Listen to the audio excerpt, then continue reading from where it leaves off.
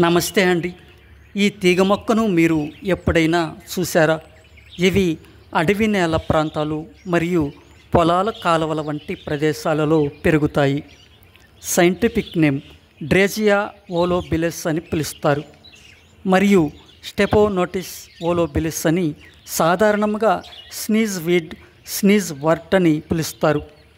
ఇవి 12 మీటర్లు పొడవు పెరిగి కాండం మెలితిరిగి పెరిగే ఒక క్లైంబింగ్ ప్లాంట్.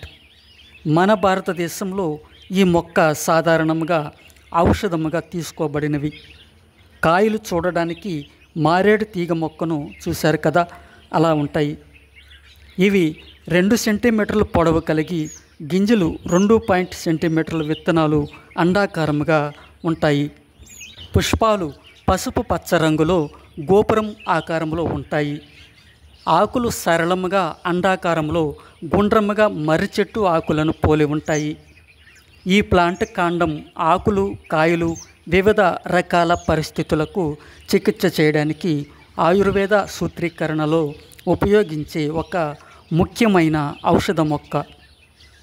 తెలుగులో కోడిపాల మరియు దూదిపాల తీగ అని పిలుస్తారు. సంస్కృతంలో హేమజీవంతి అని, హిందీలో హరం డోడి మరియు అకాడ్ బెల్ అని పిలుస్తారు. ఈ ఆకులు నిప్పులపై కాల్చినవి. చర్మంపై పుండ్లు, కురుపులు, వాపులు ఉన్న చోట కాలిన ఆకులను ముద్దగా నూరిపూస్తే చర్మంపై చీముకారుట హరించి అపాన వాయువు నుండి ఉపశమనానికి ఔషధముగా ఉపయోగపడతాయి. అలాగే వేర్లను రాబిస్ నివారణలో మరియు హెమటిక్ ఎక్స్పెక్టరెంట్ సన్నాహాల్లో ఉపయోగించబడుతుంది.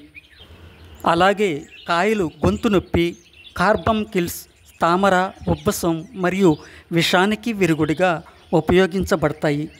ఇన్ఫ్లమేషన్స్, రుమాటిక్ నొప్పి, దగ్గు, తీవ్రమైన జలుబు మరియు జ్వరానికి చికిత్స చేయడానికి డ్రేజియా ఓలోబిలిస్ ఆయుర్వేద సూత్రీకరణలో ఒక మూల వస్తువు.